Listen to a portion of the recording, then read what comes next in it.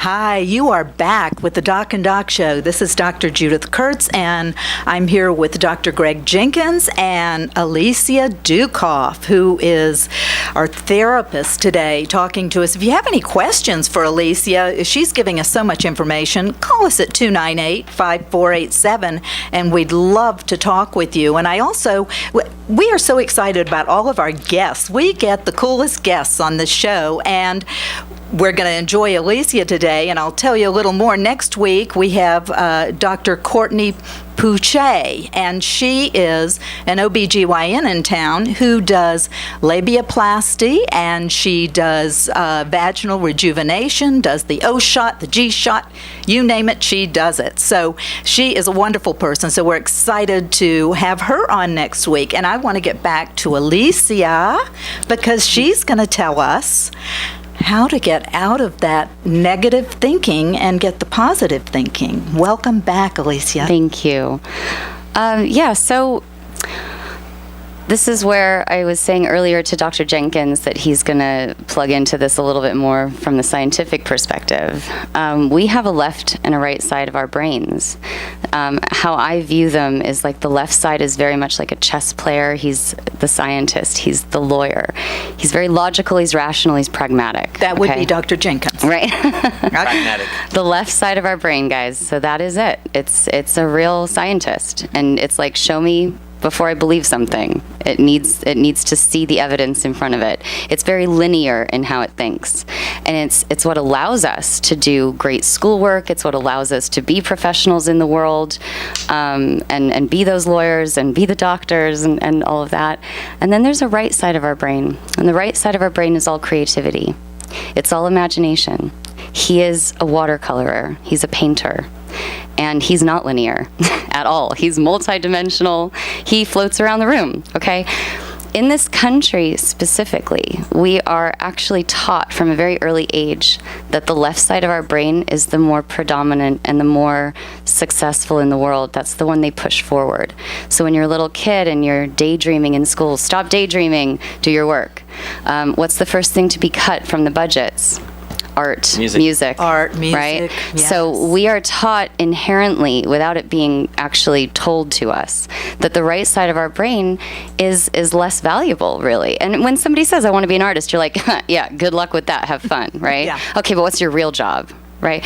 So in a sense, it is the most underutilized part of our beings. Mm-hmm. And it has a plethora of information to provide us once we open up to it. And so this is to start to discuss how my process works with all of this. This is not my process. This is thousands of years old, this process. This is guided imagery.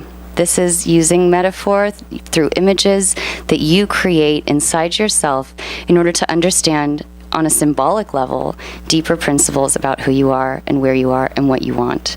So that's to start explaining how to get inside yourself. So when you have all these negative thoughts happening and you want to get to that sunrise, you want to get still enough and quiet enough to center on the positive thoughts that are inevitably there, but they're so overshadowed by these fireworks of the negative thinking. You want to just take a few moments. This doesn't take more than 3 to 5 minutes every day to just close your eyes and breathe. Just get into your breath. You're not going to take these long, deep breaths. Not yet. That's not what I'm talking about now. It's just finding your breath inside. It's the one thing in your body that's always present. Our minds are always in the past or the future. Our hearts are usually stuck in the past, in pain and trauma that we've been through. And it needs to come out, right? And in our bodies, what is always present? It's that breath. The breath. So you always, you hear all of these things these days, and Oprah talks about it all the time, and Deepak Chopra wrote all this stuff about it, and Eckhart Tolle with The Power of Now, being in the present moment. It's what it's all about. Here's how to get there. Go to your breath. It's so simple. It's always there waiting for you. So then you're inside. Okay, you're inside your own body. You're not external anymore, you're in there. You focus on that breath. Through the right brain, and this is practice, it's not going to happen instantaneously, but you're going to be opening up your right brain essentially. you're going to bring in a visual, some kind of visual into yourself that makes you feel calm, that makes you feel centered, makes you feel grounded, whatever that feeling of centered and grounded is for you. You'll be amazed what comes through when you open yourself to that, and just stay with that breath. And when you get distracted by the thoughts that are going to come in, like what laundry you need to do, what your spouse said to you earlier that pissed you off, what your kids are doing in school right now, and how the teacher called you yesterday, and this happened, and oh my God, and the house and the mortgage is due, and all the That's called monkey mind. Exactly. High five. Oh my God, love this woman. Yes, that's the monkey mind. So this is what the Zen masters for thousands of years, because this is not a new practice at all, they called this crazy amount of thoughts that come in to distract you, they called it the monkey mind. I want you to literally imagine a monkey running around in your brain going, and distracting you from being mindful, distracting you from being centered, distracting you from being silent in there. This is the ego. In the scientific realm, with psychology as our main construct here of a psychological principle that we're looking at here, the ego.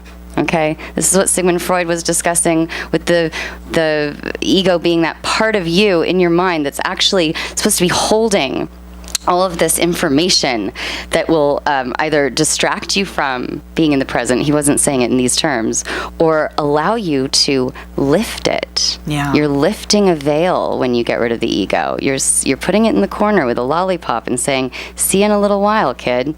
And you're getting back to your breath. You're getting back to the center of you. That little monkey, he's going to calm down eventually. I usually look at him like a toddler that needs attention. So the worst thing we do when we start to meditate, which is really the practice here of how to get into your body, into your breath, it really is meditation. But let's not use that word because it scares people. You know, the word meditation, it doesn't have to be this whole big long practice. Just start with your breath. And when that ego comes in, when the monkey mind comes in and starts to distract you with all these other thoughts, you have a choice as to whether or not you attach to any of the thoughts that it's presenting to you, or if you simply just acknowledge and let them go, let them pass by. How I started to do this in my own practice years ago was seeing it like clouds floating by in the sky. You're just gonna like watch these thoughts float by and let them go. If you attach to any one of them, because they zoom by at 1,000,000 miles a minute, all right? If you attach to any one of them and say that it's the mortgage one, oh God, yeah, the mortgage is due. Oh my God, how are we going to pay? I don't know how we're going to do. And you start to think about it and you get into that really heavy place, then that's the choice you've made at that moment. But these 3 to 5 minutes are sacred. They're for you to go about the rest of your day in a more grounded place where it may be, you know, your perspective throughout the day, because of those 3 to 5 minutes you've given yourself to let that monkey mind just do his thing, let the mortgage thought go by, and come back to center, come back to your breath. That's a gift that you've given yourself that day. And when you get back to that breath, visualize whatever it is that's going to make you happy and grounded and centered and calm. It could be a sunrise. Some people see a dolphin come to get them. I know somebody who had the most beautiful image once of when they were doing this work. You know, they would calm the monkey mind by just letting him say his stuff, and like eventually he calms down, he quiets down, like that toddler that's like, mommy, look what I drew, look what I drew. Yeah, honey, that's really great. And then he goes off and does another activity.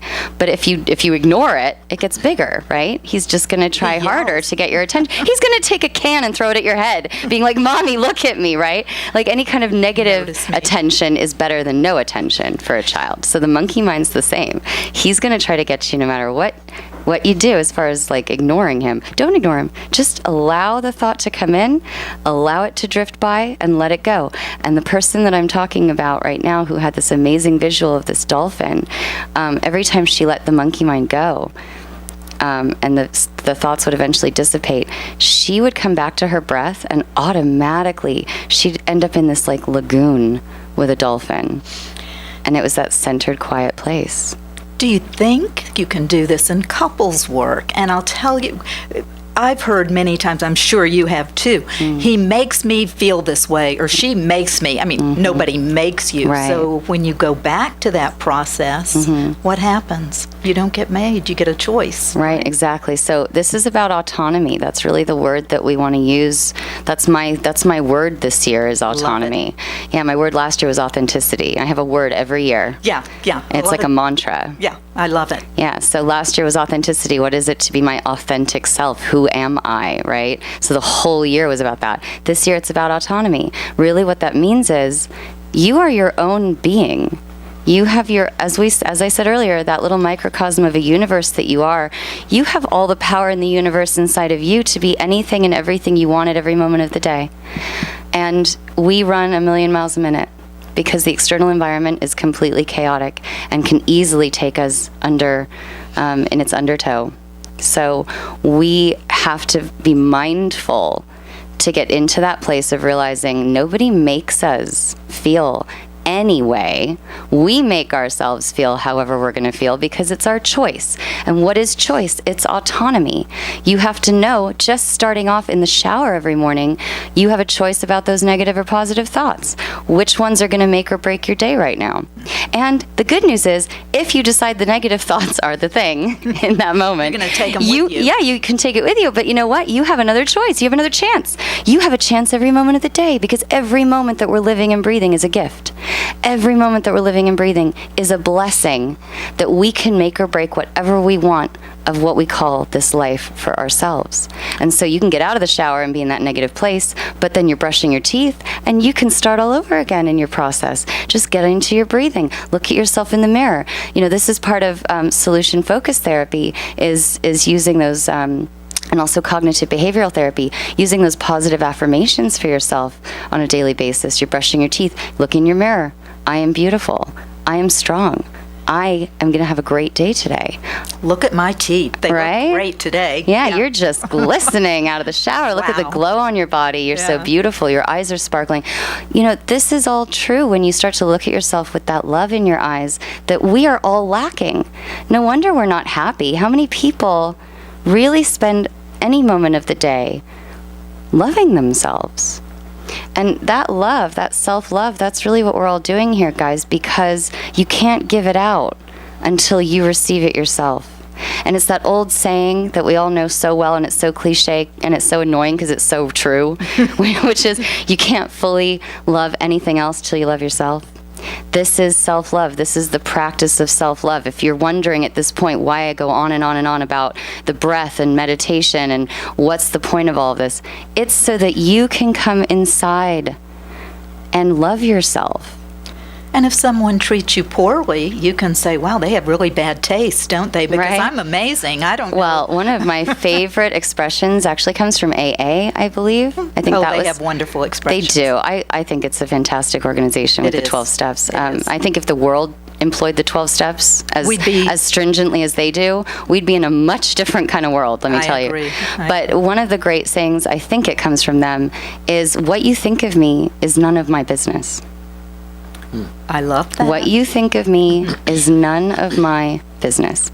Now, these are just little tips that you can continue to use throughout the day when you employ the practice 3 to 5 minutes a day of getting inside and getting into your breath. One of the greatest metaphors that can come from this is that little song, Row, row, row your boat gently down the stream. Okay. This is a really existential, amazingly deep song, and it's something we've all known since childhood. Row, row, row your boat. What is your boat? It's your body. Okay? Gently down the stream. What is the stream? It's life. It's the stream of consciousness that we're all in right now.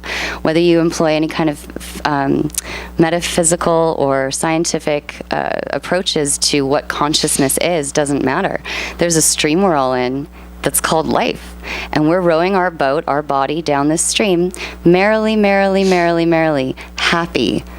We want to be happy in our boat as we're floating down the stream and guiding ourselves through this consciousness to where we want to go, okay? And to just being happy in your boat while you're floating around. It's not about the destination, it's the journey. So if you're sitting in the middle of your boat and you're finding that happiness because you have employed techniques on a daily basis of a practice that's this simple, to just being mindful of being happy, you will be that much more merry as you're floating down this stream in your own boat. And then life is but a dream. So consciousness, okay?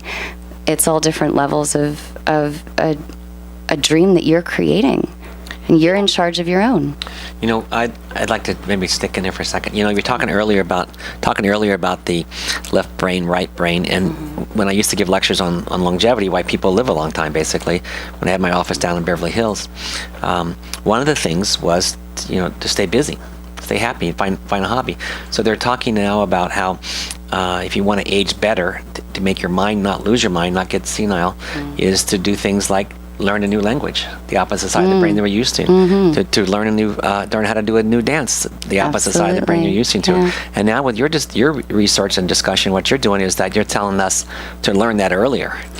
It would be great if, and there are certain schools, they're usually private and like millions of dollars. It would be really nice if in the public school system we employed the importance and the utilization of the right brain and what phenomenal things we can get from it, because basically that's where all of our visuals come from when you come inside. And so there are lots of different techniques to do this, but basically just in the row your boat thing, it's a really simple one anybody can employ. See yourself right now in a boat. You're in a stream. This is all coming from the right side of your brain, okay? You don't need to be a scientist to understand this, and you don't need to be a philosopher or an artist to understand this. You're in a boat, okay? Now, where we get in trouble is we get rocked by other people's boats. We get rocked by the tempestuous nature of the currents in the stream, right? It happens all the time. And it's depending on your perception inside your own boat and the strength of your resolve to stay centered in it that will allow you to either not get rocked, or if you do, which happens because it's called life, you know how to get back to your boat. And enjoy the ride. Yeah, you're going to go with the flow. Go with the flow. Go with the flow of the stream. But say that, you've got this spouse that just doesn't understand you, and you make me feel this way.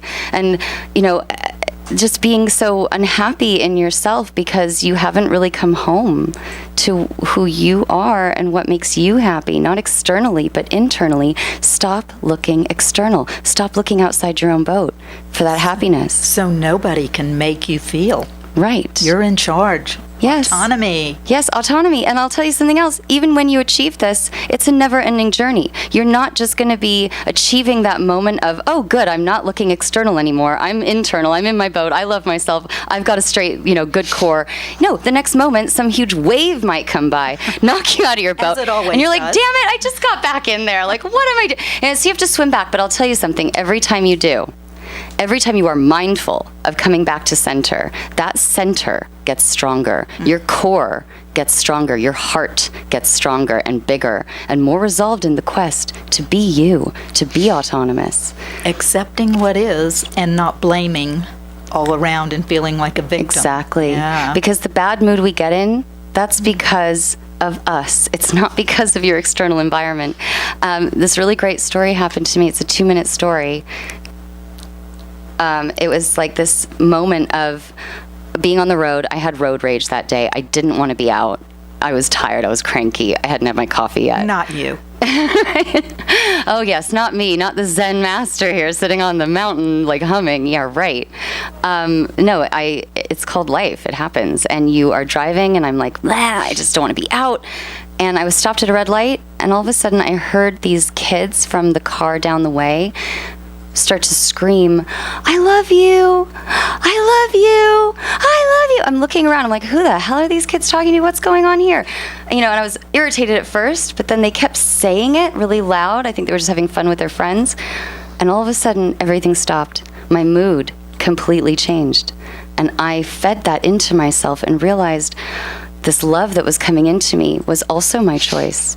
It was my choice to take it in. So the rule of this story is, my bad mood that day was all me, but I was blaming everything external on my bad mood, which was making me into a worse mood because that's all I was seeing. My perception was only allowing me to see that much.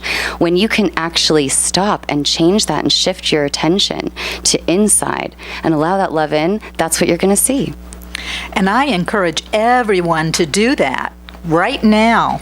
You're listening to KHTS, your hometown station, and we're going to break. Welcome back to the Doc and Doc Show. We are really having a good time with Alicia Dukoff, and we're learning how to get mellow, and we're learning how to use the breath and to calm us down. Actually, we're learning how to be in charge of our own life, which is a nice thing to do. But I do want to tell you, next week on our show, call your friends and tell them they need to listen to this.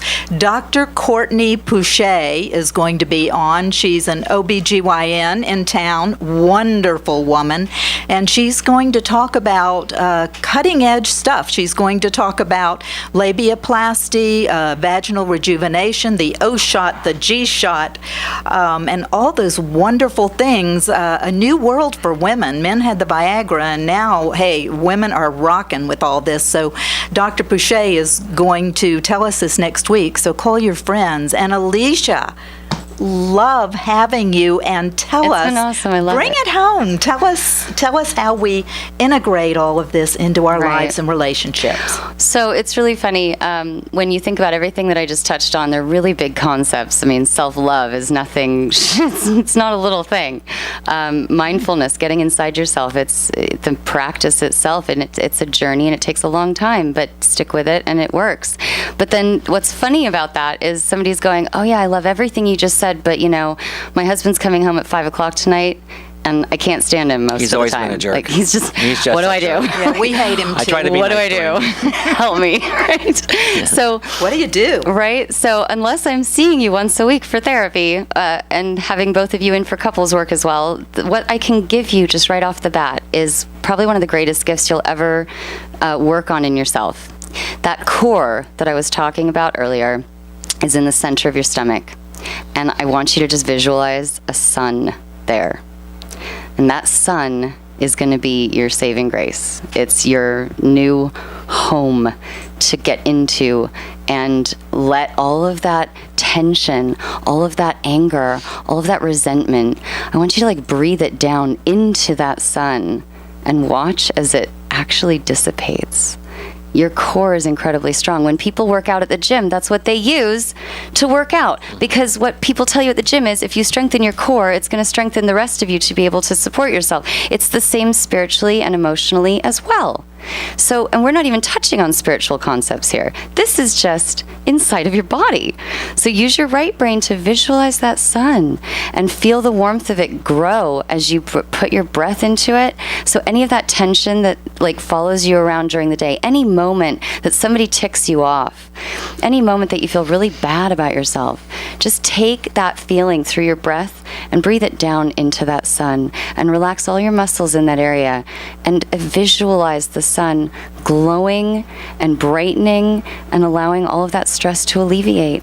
I promise you, this stuff is thousands of years old for a reason. The reason we're talking about it today on Main Street in Newhall in 2016 is because it works. It works. So that's just one little It works facet. if you work it. Works if you work. There's AA again, right? There you go. So that's just one little thing I can send everybody home with today, just to start to practice. And the more you practice it, the stronger it gets. But as far as just all your emotions and what to do with that in your daily life, I encourage everybody to start to work on what your truth is. Start to ask yourself, ask your heart, what do I need to heal? What am I holding back? And allow yourself to actually bring your attention inside. This is your home. Your body is your sanctuary. It's your temple. It's your place where nobody else can get in unless you let them. And all that negative energy outside that we so easily allow ourselves to get rocked by in the fray, in the stream, in our boats, all that negative energy, it can't come in unless you invite it. Well, I'm feeling good. How about you, Dr. I feel Jenkins? great, and I want to thank Alicia for coming today. It's been wonderful. Thank you. Great Appreciate fun. everything, and we're going to be closing up right now. This is 1220 KHTS. This is Dr. Gregory Jenkins with Dr. Judith Curts and our guest, Alicia Dukoff. Thank you so much.